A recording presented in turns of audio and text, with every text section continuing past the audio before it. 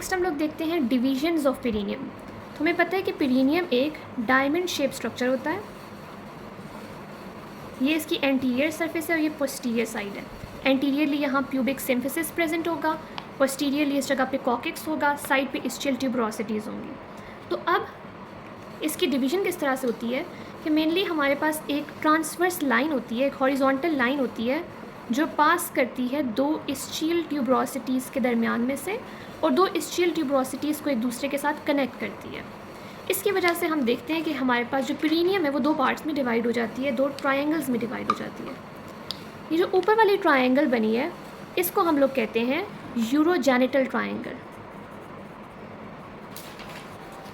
और ये जो नीचे वाली ट्रायंगल होती है इसको हम लोग कहते हैं एनोरेक्टल ट्रायंगल। अब in case of males urogenital triangle के अंदर सिर्फ एक ओपनिंग होती है जो कि यूरेथ्रा के लिए होती है, और यही यूरेथ्रा की जो ओपनिंग है ये काम कर रही होती है यूरिनरी सिस्टम के अंदर भी और रिप्रोडक्टिव सिस्टम के अंदर भी। But in case of females urogenital triangle के अंदर दो सेपरेट ओपनिंग्स होती हैं, एक फॉर द यूरेथ्रा और दूसरी ओपनिंग होती है फॉर द विजाइना। सिमिलरली जो एनोरेक्टल ट्रायंगल है इसके अंदर एक ओपनिंग होती है जो कि किसके लिए होती है, एनल कैनाल के लिए। अब अगर हम लोग एनोरेक्टल ट्रायंगल के कंटेंट्स देखते हैं तो एनोरेक्टल ट्रायंगल में हमें क्या क्या नज़र आता है। एक तो हम लोगों को यहाँ पे एक ओपनिंग नज़र आती है फॉर द एनोरेक्टल ओपनिंग, और उसके अलावा हम लोगों को यहाँ पे कुछ डीप डिप्रेशन सा नज़र आता है, एक एरिया नज़र आता है। इस एरिया को हम लोग कहते हैं इस्चियो एनल फोसा।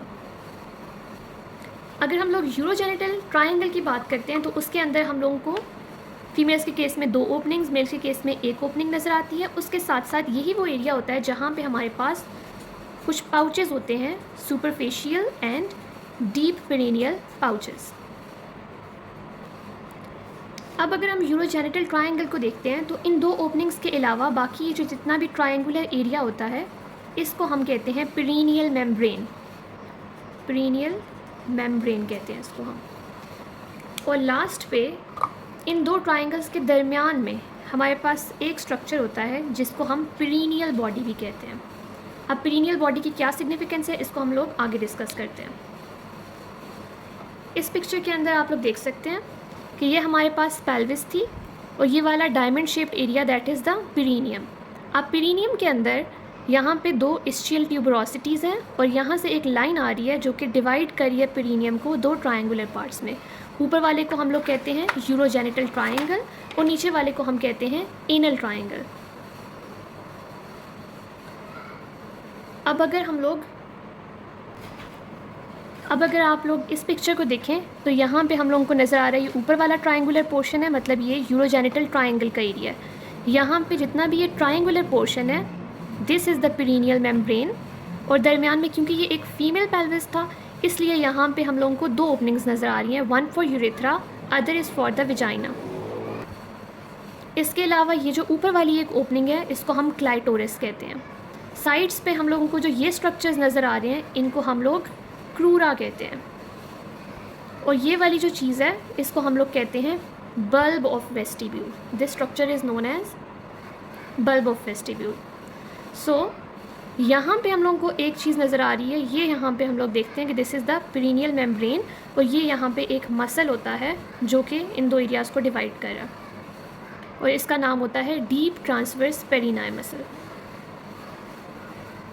अब आप लोग इस पिक्चर को देख सकते हैं, ये हमारे पास वो पोस्टीरियर जो पीछे वाली ट्रायंगल थी वो है जिसको हम लोग एनोरेक्टल ट्रायंगल भी कहते हैं। दरमियान में हमें पता है यहाँ पे क्या है, एनल कैनाल है। उसके अलावा हमने कहा था कि जितना भी ये वाला एरिया है इसको हम लोग कहते हैं इस्चियो एनल फोसा। तो जो एनल ट्रायंगल है इसमें ये दो स्ट्रक्चर्स होते हैं, एक है एनल कैनाल और एक इस्चियो एनल फोसा होता है। अब अगर हम लोग इधर देखें तो ये ऊपर वाली एक ट्रायंगल थी, यहाँ पे ये एक नीचे वाली ट्रायंगल है। तो इन दो ट्रायंगल्स के दरमियान में जो ये वाला पॉइंट है इसको हम लोग पेरिनियल बॉडी कहते हैं। अब पेरिनियल बॉडी की क्या सिग्निफिकेंस होती है कि चाइल्ड बर्थ के लिए अगर तो उसमें डिफ़िकल्टी हो रही होती है तो एक प्रोसीजर होता है जिसको हम लोग कहते हैं एपिजियोटमी। अब एपिजियोटमी में एक इंसिजन दी जाती है तो जिसकी वजह से क्या होगा कि पेरिनियल बॉडी रप्चर हो सकती है। सो एज अ रिज़ल्ट ये जो पेरिनियल बॉडी है ये सबसे कह लें कि पेरिनियम का सेंट्रल पॉइंट होता है और ये सबसे ज़्यादा स्ट्रॉन्ग पॉइंट है क्योंकि यहाँ पे अप्रॉक्सीमेटली 10 मसल्स आके अटैच होते हैं और ये ही वो जगह है जो कि पूरे पेल्विक ऑर्गन को और पेल्विस को सपोर्ट कर रही होती है। तो अगर ये रप्चर हो जाएगी तो as a result uterus, urinary bladder and even the anal canal, तो उनके प्रोलैप्स के चांसेस बढ़ जाते हैं, तो जिसकी वजह से फीकल इनकॉन्टिनेंस हो सकती है और भी डिफ़िकल्टीज़ हो सकती हैं।